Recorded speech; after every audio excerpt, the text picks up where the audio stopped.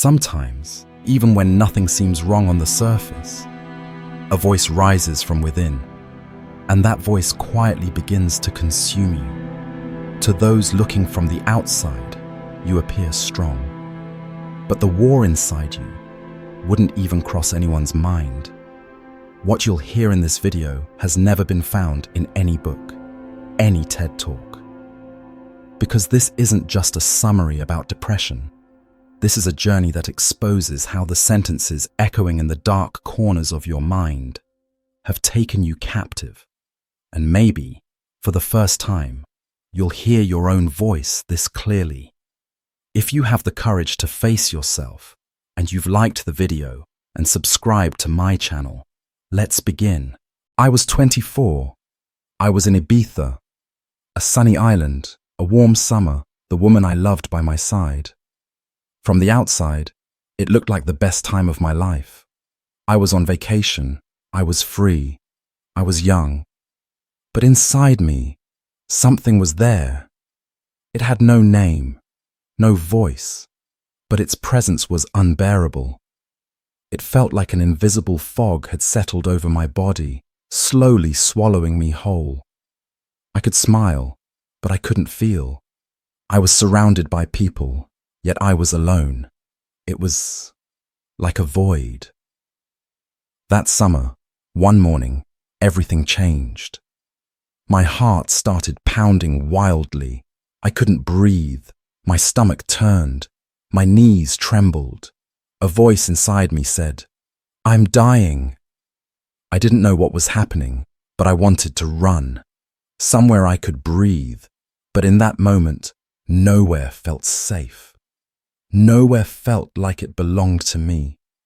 No one noticed at the time. No one even asked, "Are you okay?" So I said, "I'm fine." Because what was I supposed to say? That my own body was betraying me? That I collapsed when everything was supposedly fine? They might have just called it overreacting. So I stayed silent. But inside me, everything was screaming. My thoughts were shouting. My fears were attacking my body. That day, I had my first panic attack. But the impact didn't last just a few minutes. In the days that followed, the darkness stayed with me. Every morning when I opened my eyes, it sat like a stone in my chest. Getting a glass of water, sending a message, stepping outside. These became monumental tasks. The voice inside kept whispering, "This will never go away. You'll always feel like this." Reading used to bring me peace. Now I couldn't even focus on a page. Even music became too much. I wanted silence, but even in silence, there was noise. My thoughts wouldn't stop. Falling asleep at night was hard. Waking up in the morning was even harder. Living had become a heavy burden. The hardest part? Not being able to tell anyone. I knew they'd ask, "But why?" I had no answer. There was nothing I could explain. Sometimes, things just break. There's no reason. They just do. And that's when I understood. Depression isn't just a feeling. It's a place. And I was right in the middle of it. But here I am. I made it out of that darkness. And that's why I'm telling this story, because sometimes all it takes is for someone to say, "I've been there too." Sometimes things happen, and they make no sound. You expect an explosion, but instead, there's silence. That's how the storm in my mind began. From the outside, I looked calm, but inside, everything was falling apart.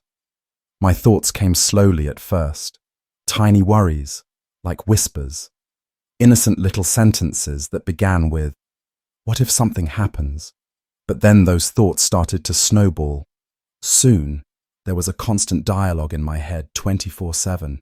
The tone of that dialogue was harsh, loud, critical. "You're not enough. You can't even do this. Everyone is better than you." These words echoed inside me all day. I forgot how to be kind to myself. I had become a stranger in my own mind, and that stranger was anything but kind. Anxiety crept into my body, slowly. My chest tightened. My hands were sweaty. My mouth went dry. My throat clenched. The physical symptoms felt so real, I thought I was sick. I went to the doctor. They ran tests. Everything came back normal. "You're perfectly fine," they said. But inside, I was screaming, "No, I'm not. There's something wrong. Something you can't see." That's what mental pain is like. It's invisible, but it burns. A tiredness you can't explain. Being constantly on edge. Feeling like disaster is always around the corner. Panicking over the tiniest decisions. And being unable to talk about it. Because people understand what they can see, but they often dismiss what they can't. Some mornings I'd wake up with stomach pain. Some days my body would seize up, sudden sweating, shaking spells in the middle of the day. But all those physical symptoms had one root cause. The storm in my mind. My thoughts never stopped. Endless questions starting with what if, memories I used to blame myself for, assumptions that I had already ruined my future. All of it tangled together. Making decisions became impossible. Should I go outside today? What if something bad happens at the store? What if people look at me funny? Dozens of thoughts crashed into each other in my head at the same time. My mind had stopped making choices. It had become a factory for disaster scenarios. Fear had taken the wheel. One day, my partner asked, "What are you thinking about?" And I went quiet. Because I was thinking about everything. Too many things to say out loud. My mind felt like a browser with hundreds of tabs open. Each one a different disaster. Each one a different fear. How could I explain all that? Anxiety didn't just live in my thoughts. It intensified when I was alone. And got even worse in crowds. In the middle of this inner chaos, I was trying to survive without anyone noticing. I smiled. I joked. I told people I was fine. But the storm inside me never stopped. The hardest part? Not knowing if the storm would ever end. The days passed, but I stayed the same. I acted like everything was normal, while secretly waging a war inside. I was exhausted, tired of thinking, tired of worrying, tired of fighting with my own mind. But then one day, I noticed something small. My thoughts weren't facts, they were just thoughts. And when they came, I started watching them. At first it was really hard, but slowly I began to observe the storm from the outside. It didn't go away instantly, but its power began to fade. That awareness was the first step out of the center of the storm. My mind can still overflow, but now I know this. My thoughts are temporary. They come and go, and I am not defined by them. Have you ever felt non-functional? Like it doesn't matter what day it is, what time it is, you're always stuck in the same place. That's the kind of period I was in. From the outside, I still looked like me. Same hair, same clothes, same tone of voice. But something inside me had collapsed, and there was no hand to fix it. Because at first, not even I could understand what was wrong. The most insidious thing about depression was this. It didn't just make you sad, it took you away from yourself. Even the simplest things became impossible. I would spend hours trying to convince myself to take a shower, opening an email, speaking to someone, making eye contact. Each one felt like climbing a mountain. Sometimes I'd just sit in a room and stare at the wall. Time moved on, but I didn't. During that period, I hated myself because I felt like a failure. I couldn't act like a normal person. Others went to work, went shopping, laughed, lived. I was just trying to exist, and even that felt like too much most days. The critical voice inside me kept saying, "You're weak. You have everything, but you don't appreciate it. That voice kept piling more weight onto an already broken self. But in the middle of those cracks, I began to notice something else. I was actually learning. At first, falling felt like nothing but loss. But over time, I realized. Falling also means stopping to look. I had to face the things I used to run from. I started to see myself, to understand myself, and sometimes even to accept myself. Because when you hit rock bottom, there's nowhere left to go but up. One of the most important things I learned during the fall was this: feeling is not weakness. On the contrary, carrying pain takes incredible strength. I taught myself to say, "This too shall pass."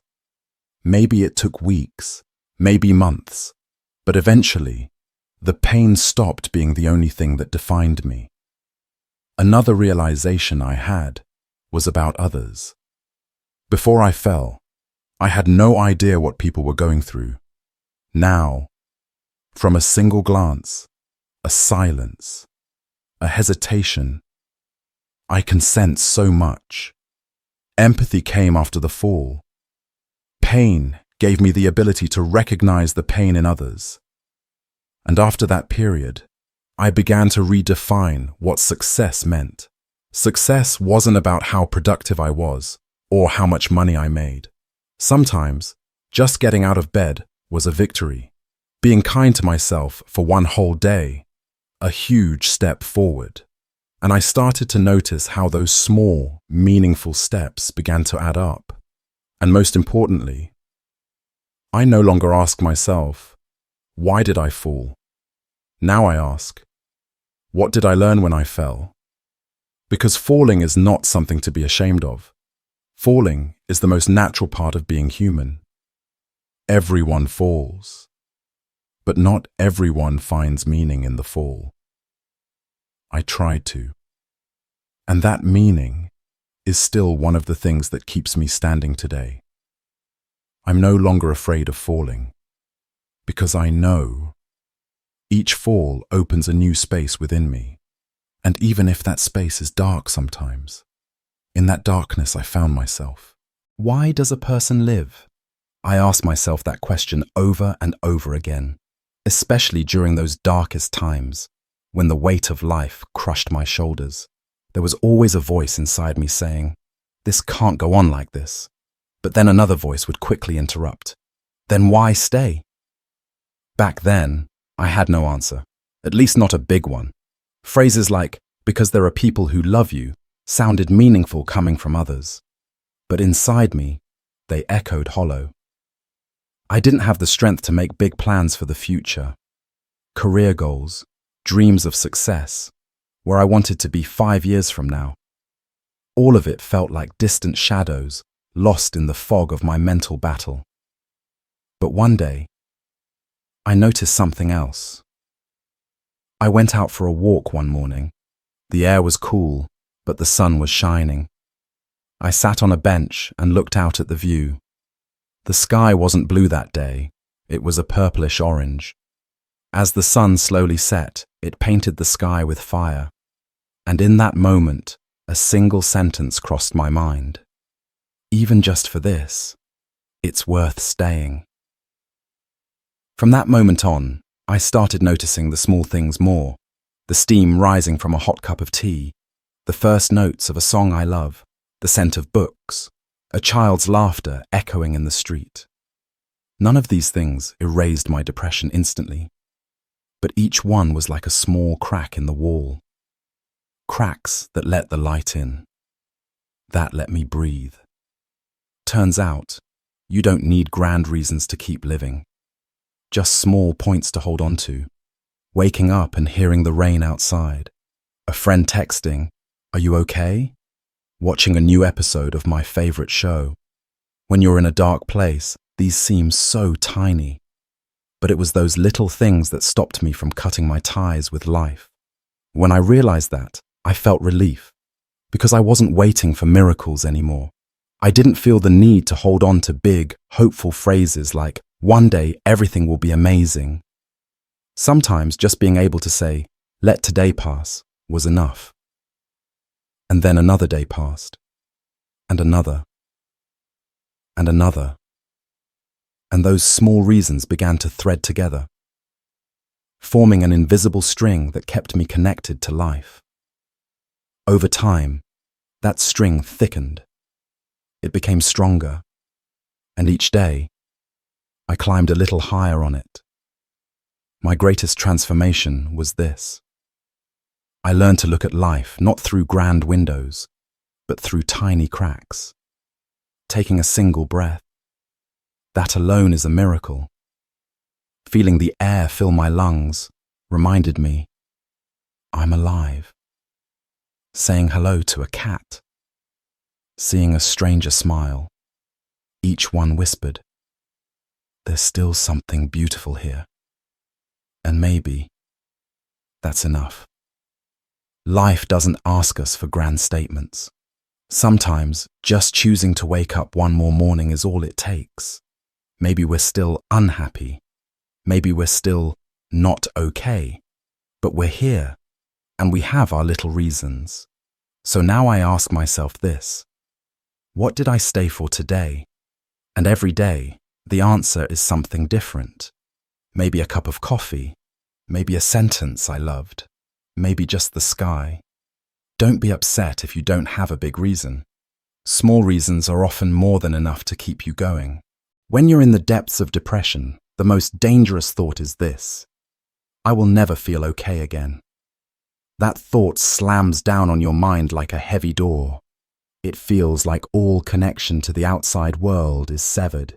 You begin to believe that nothing will ever change, that this feeling will last forever, because in that moment, time loses all meaning. The past becomes irrelevant, the future unimaginable. On those dark days, I felt completely lost. Not just directionless, I had forgotten who I was, what I loved, what I wanted, what I believed in. I didn't know anymore.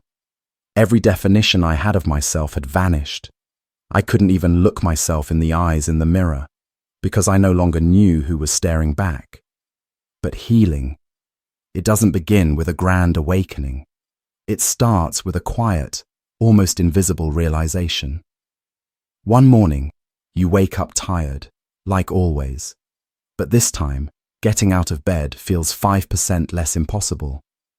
Maybe you step outside for just 5 minutes. Maybe you manage to read a single page of a book. Or maybe you cook yourself a meal for the first time in days. These are the first steps of healing. Silent, unnoticed, but deeply meaningful. I started seeing the process as learning how to walk again. My legs were fine, but my brain was screaming, "You can't walk."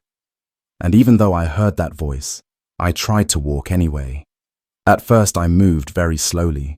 Sometimes I stumbled, sometimes I stepped backward, but eventually I realized I wasn't lying flat on the ground anymore. I was moving, even if just a little. Healing is not a straight line. There were days I felt okay, and then suddenly I crashed again. I used to get so angry at myself. I'm back at square one, I'd think. But then I learned this was part of the process. It wasn't regression. It wasn't failure. It was just a natural curve in the road. Another realization hit me. Healing doesn't mean going back to who you used to be. In fact, most of the time, I didn't even want to be that old version of myself, because that version is what brought me here in the first place. What I truly needed was to get to know myself again. What makes me happy? What makes me uneasy? Which thoughts hurt me? Which people drain me? Little by little, I began to learn these things. As my awareness grew, I started making small changes in my life. Every morning, I asked myself just one question. What can you do for yourself today? Sometimes the answer was simply, drink a cup of tea. Sometimes, go outside.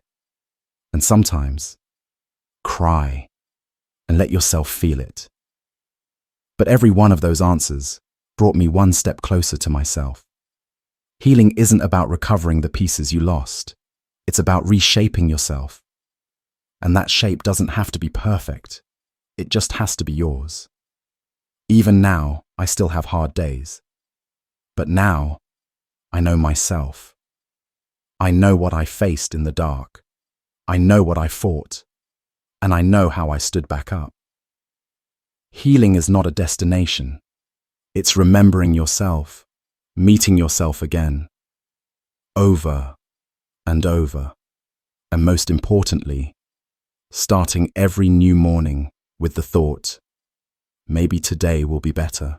There are days when the world feels much bigger than it is, and you feel much smaller than you really are.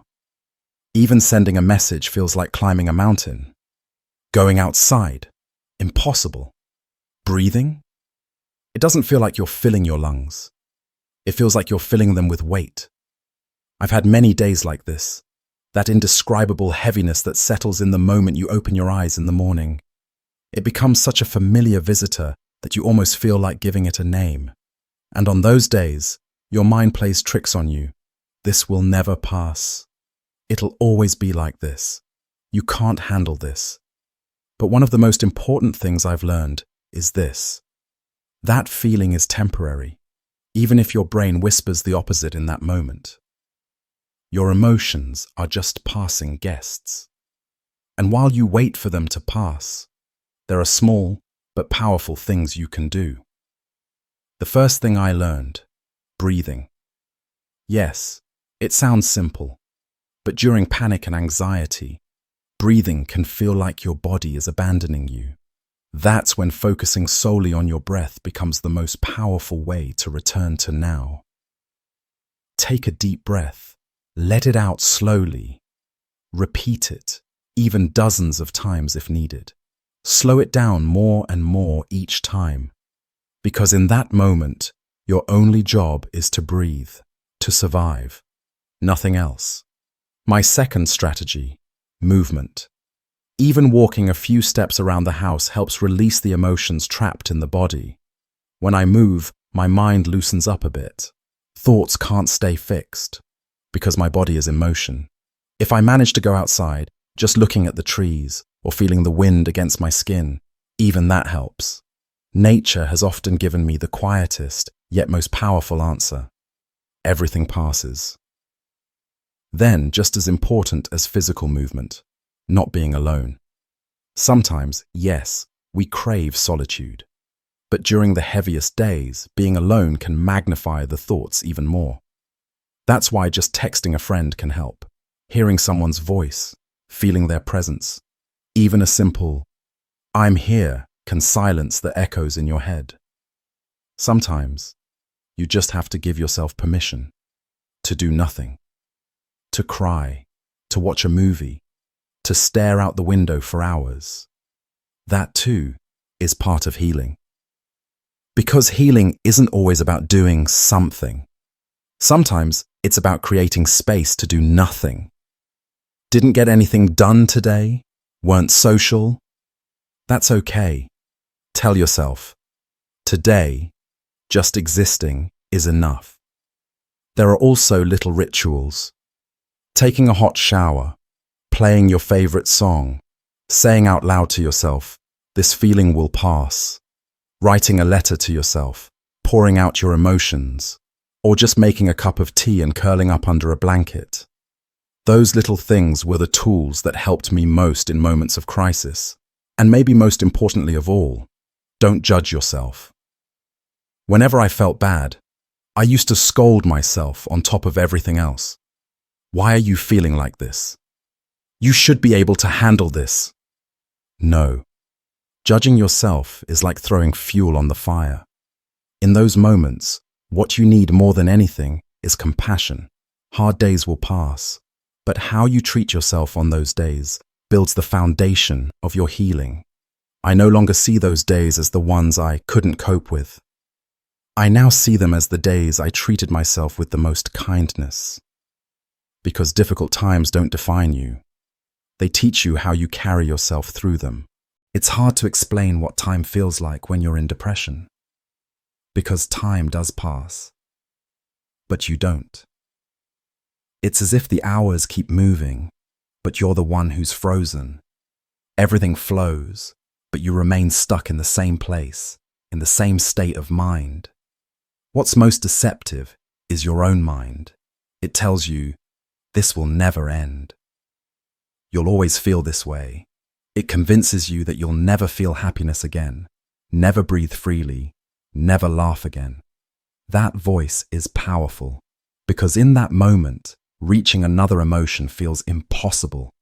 It's like time has frozen, and you're trapped inside that feeling. I thought that way too, for months. This won't pass. This is my new reality. This is who I've become now.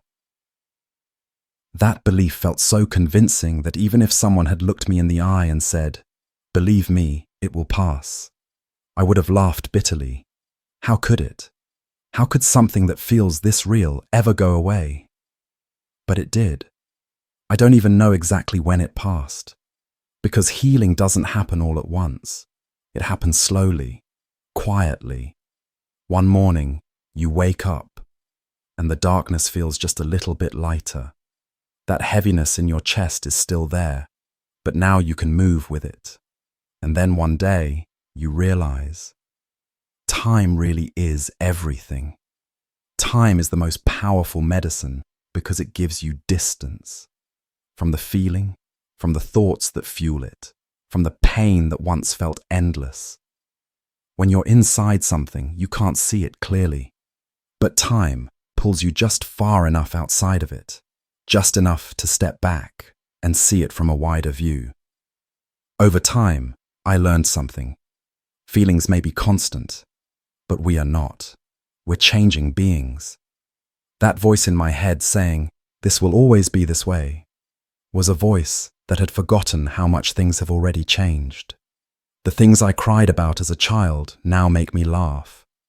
The problems that shattered my world as a teenager are now just memories, and this will be too. It was hard to remember that in the moment, but now I know. Time doesn't just heal, it transforms. You don't stay the same. Your thoughts don't stay the same. The people you once loved, you don't always feel the same about them either. And that realization, even when it hurts in the moment, becomes a source of hope later. Sometimes you don't need to do anything to heal. You just need to stay with the feeling and let time carry it. Like a wave in the ocean, it surrounds you, pulls you under, drains you. But then, it passes. Every wave passes. So now, when I feel low, I say one thing to myself. You feel like this today, but this won't last forever. This isn't who you are. It's just what you're going through right now. And that one sentence pulls me back from the giant lie my mind is trying to sell me. The greatest lesson time has taught me is this. No matter how strong you are, sometimes all you need to do is hold on, to wait. And while you wait, be gentle with yourself. Because even when you do nothing at all, when just one more day passes, you are one step closer to healing. Time is everything. And thank goodness, it moves on. Depression is not just a state of mind, it's also a voice that whispers in quiet moments, that keeps you awake at night, that belittles you when you look in the mirror. And that voice lies, but it lies in such a convincing tone that it makes you forget the truth. No one truly loves you, it says. You'll never get better. It's all your fault. I've heard those sentences 1,000 times. Not in my own voice, but inside my head. After a while, that voice began to blend with my real self. I could no longer tell what was me and what was the depression. There were moments when, even if someone hugged me, a voice inside would whisper, "They're only here because they pity you." If a friend called and asked, "How are you?" I'd think, they only asked because they felt obligated. Maybe the worst part of depression is this. It convinces you that you're unlovable. It makes you disgusted with yourself. It uses you to wage war against you. But over time, I started to recognize the patterns of that voice. Every time I felt low, the same sentences returned, the same accusations, the same darkness. And that's when I realized that voice is not me. It's the voice of depression. Silencing it wasn't easy, but I learned how to respond to it. When it said, "No one loves you," I wrapped my own arms around myself. When it said, "You'll never get better," I reminded myself I cried less than I had the week before. When it said, "It's all your fault," I learned to separate my pain from the actions of those who caused it. But I have to admit, I didn't do it alone. That's where something crucial stepped in: love and support. One of the turning points in my healing was the quiet presence of people who noticed my pain. My family, my partner, my closest friend. When I couldn't speak, they didn't force words. They simply stayed. When I wanted to give up on everything, they reminded me who I was. One day, my mother looked into my eyes and said, "I'm afraid of losing you." She said it with such pure love that, in that moment, I asked myself, if I'm loved this deeply, why am I giving that voice so much power? Depression doesn't only affect you, it touches everyone around you. But their presence can also become a source of strength. There were days I didn't speak to my partner at all, but he didn't leave. He sat quietly beside me, and in that silence, there was a language deeper than words. I'm here. And that silent language was a truth powerful enough to drown out depression's lies. In the healing process, there's a world of difference between walking alone and walking with someone beside you. Sometimes just a message, a touch, a smile can make you feel stronger. Because love is the strongest antidote to darkness. I'll admit, asking for support wasn't easy. There were many times I stayed silent out of fear of being a burden. But I eventually learned this: true love doesn't feel burdened. It shares the weight. Someone who doesn't want to carry you when you fall was never your burden to begin with, but someone who's willing to lift you and walk beside you. Sometimes that's what healing looks like. Looking back now, I still have hard days, but now I recognize the lies, and I've seen enough love to silence them. Love from others, and finally, from myself. Healing sometimes comes from a voice, a look, or just someone saying, "I'm here." And what I've learned on this journey is, even when depression tells the most convincing lies, love always speaks louder. Reading the words I once wrote, it's a strange feeling. As I open those pages, a chill runs through me. It feels like I'm facing someone I left behind, but that person was me. Or rather, the version of me from the times when I felt most lost. Back then, writing was like breathing. I couldn't speak. I couldn't explain it to anyone. But the pen, it didn't judge me. It accepted everything just as it was. And on one of those days, I wrote this in my notebook. I woke up this morning and felt a darkness the moment I opened my eyes. Existing feels heavy. Living is just about filling time now. Even breathing feels suffocating. Reading those words now still tightens my throat, because I remember that feeling. I really did feel like I was drowning. Each new day felt harder than the one before. But then, on another page in the same notebook, I come across this sentence. Today, I managed to go for a short walk. The air was cold, but when the sun hit my face, I felt a little warmth. It's been so long since I felt that. That warmth, that tiny spark. That's how healing begins. Not with grand declarations, but with noticing the sun, with managing to walk, with daring to feel again. That notebook holds everything, side by side, hopelessness and hope, helplessness and resilience. Some days I wrote, "I can't take this anymore." Other days, I feel a little better today. And now, as I look back at those pages, I realize I came through that. I walked through that darkness. The version of me on those pages still lives somewhere inside me, but she's no longer alone. Keeping a journal isn't just a habit. Sometimes it's proof. Now I say to myself, look, you felt this way, but then it passed. Then you walked, then you laughed, and then you wrote again. Now I write new things in that notebook. Is there still darkness? Of course. But now there are also paragraphs that remind me of who I am. I feel bad today, but this has happened before, and it passed. Today will pass too. Bearing witness to myself has brought me the deepest healing, because facing my past self has made me cherish who I am today. And now I know. Sometimes all it takes is a pen, a notebook, and a few words to remind you that even in your loneliest moment, you're not truly alone. When you're going through depression, you feel like life has stopped, as if the world keeps spinning, but you're stuck in the same exact spot. Smiles feel fake. Laughter grates on your ears. Even daylight can sometimes feel overwhelming. But over time, I started to notice something. Life was actually continuing. Outside of me, and sometimes even inside of me, tiny, living things were still flowing. One morning, I walked into the kitchen. I pressed the button on the coffee machine. That familiar sound, the water heating, the smell spreading through the air, and then that first sip.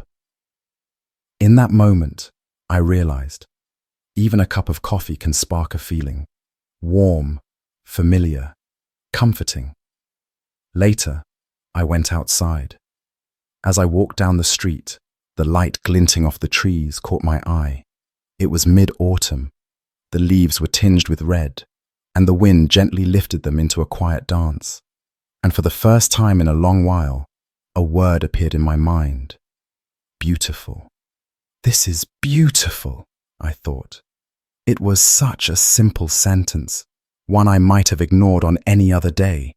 But that day, it reminded me of something important.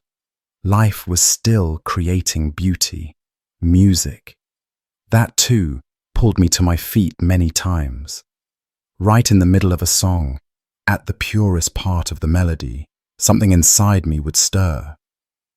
Maybe I cried in that moment, but even those tears felt comforting, because in that moment, I was feeling, and feeling is the first sign that you're truly living again.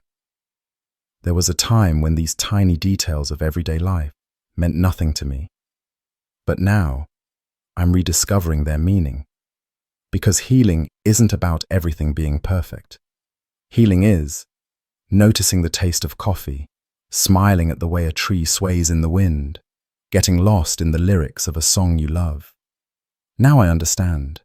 Life doesn't move forward with big miracles. It flows through the small details. And those details add up over time. Sometimes they're the reason you get out of bed. Sometimes they're just a pause that makes you say, this moment felt good. Everything might still be hard, but that doesn't stop beautiful things from happening. And seeing those beautiful things, noticing them, that's the most honest way to reconnect with life. Life goes on, and yes, it can be beautiful. Sometimes, when you least expect it, it might even wink at you with the biggest smile. When you're in depression, you feel alone. But not just any kind of alone. It's the kind that makes you feel like you're the only person in the world carrying this weight. It seems like everyone else has figured it out. They're successful, productive, happy, living full lives. And you're left alone with your emptiness. That's why one day, when I found out that Ernest Hemingway struggled with depression, I was stunned. Hemingway, Nobel Prize-winning author, the man of powerful sentences. From the outside, full of life, talent, admiration. But inside, He carried the same darkness I did. Then I read about Winston Churchill, the man who held Britain together during a war, a symbol of national hope, a historic leader. And yet, he too battled what he called the black dog of depression. He spoke about struggling to get out of bed in the mornings, about going through days feeling absolutely nothing. That's when I realized depression does not care about success, fame, power, intelligence, talent. They're not walls. They don't shield you. Depression can climb the highest mountains. That awareness changed something in me. It showed me I wasn't alone. It shattered the illusion that there was something wrong with me. And it's not just names from the past. Even today's most famous faces are facing the same battles. I thought of Robin Williams, a man who gave hope to millions through his laughter, yet silently endured his own deep pain. Lady Gaga, J.K. Rowling, Jim Carrey, all of them, at some point, openly shared the storms inside them. And now I know. This isn't just my story. It's a part of the human story. Depression is not a shame. It's not a flaw. In fact, sometimes it finds the ones who feel the most, think the most, live the most. Because those people see life through deeper layers. And sometimes that depth can be dark. But these examples also reminded me of something powerful. There are people who've walked through that darkness and still wrote, still led, still created. And I can be one of them.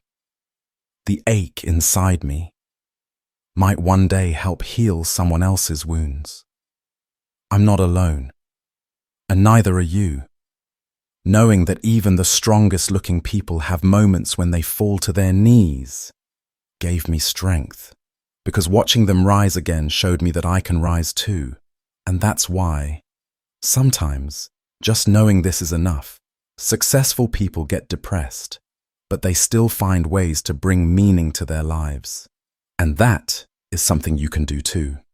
When you're in depression, you feel alone. But not just any kind of alone. It's the kind that makes you feel like you're the only person in the world carrying this weight. It seems like everyone else has figured it out. They're successful, productive, happy, living full lives.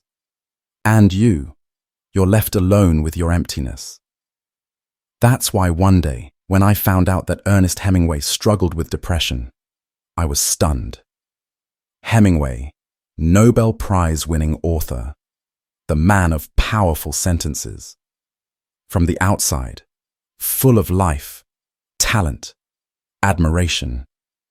But inside, he carried the same darkness I did. Then I read about Winston Churchill, the man who held Britain together during a war, a symbol of national hope, a historic leader. And yet, he too battled what he called the black dog of depression. He spoke about struggling to get out of bed in the mornings, about going through days feeling absolutely nothing. That's when I realized depression does not care about success, fame, power, intelligence, talent. They're not walls. They don't shield you. Depression can climb the highest mountains. That awareness changed something in me. It showed me I wasn't alone.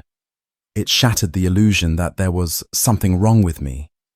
And it's not just names from the past. Even today's most famous faces are facing the same battles. I thought of Robin Williams, a man who gave hope to millions through his laughter, yet silently endured his own deep pain. Lady Gaga, J.K. Rowling, Jim Carrey, all of them, at some point, openly shared the storms inside them. And now I know. This isn't just my story. It's a part of the human story. Depression is not a shame. It's not a flaw. In fact, sometimes it finds the ones who feel the most, think the most, live the most. Because those people see life through deeper layers. And sometimes that depth can be dark. But these examples also reminded me of something powerful. There are people who've walked through that darkness and still wrote, still led, still created. And I can be one of them. The ache inside me might one day help heal someone else's wounds. I'm not alone, and neither are you. Knowing that even the strongest looking people have moments when they fall to their knees gave me strength, because watching them rise again showed me that I can rise too. And that's why, sometimes, just knowing this is enough. Successful people get depressed, but they still find ways to bring meaning to their lives. And that is something you can do too. When you're in depression, you become your own enemy. The harshest words don't come from others, they come from you. You'll never amount to anything. You ruin everything. No one could ever love you like this. I said these things to myself, over and over. So many times that eventually it stopped being my inner voice and became my inner enemy. For a long time I was angry at myself. I kept asking, why do you feel this way? Instead of motivating myself, I judged myself. But what I needed wasn't judgment, it was compassion, and it took me far too long to realize that. Then one day, a thought came to me. What if a friend said these things to themselves?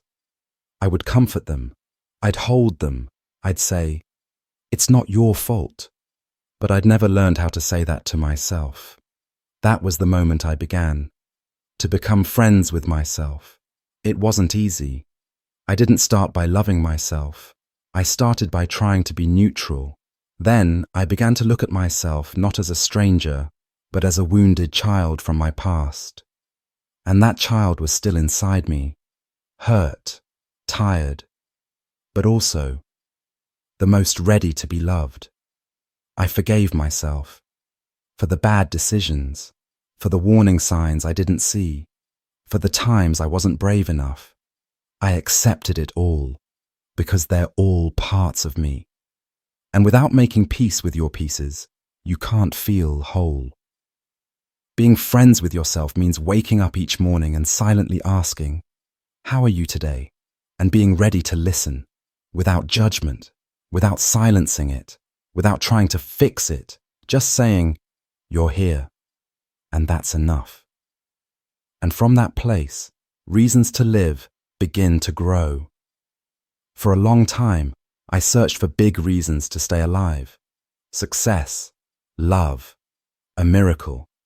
But then I understood, sometimes those reasons never come. And even if they do, they might not be enough to keep you going. The real reason is your existence, your breath, your being here, and maybe the chance to one day wake up and say, I feel a little better today. You don't need perfect reasons to live. Sometimes a bird singing is enough.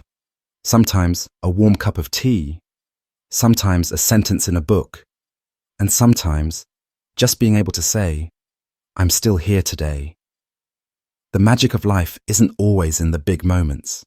It's in the small ones. And sometimes we survive for the sake of those small things, believing that they might someday start something much bigger. I still have hard days, but now I know I'm friends with myself, and that friendship is strong enough to carry me even through the darkest days. So tell yourself one thing, I have enough reason to live because I exist.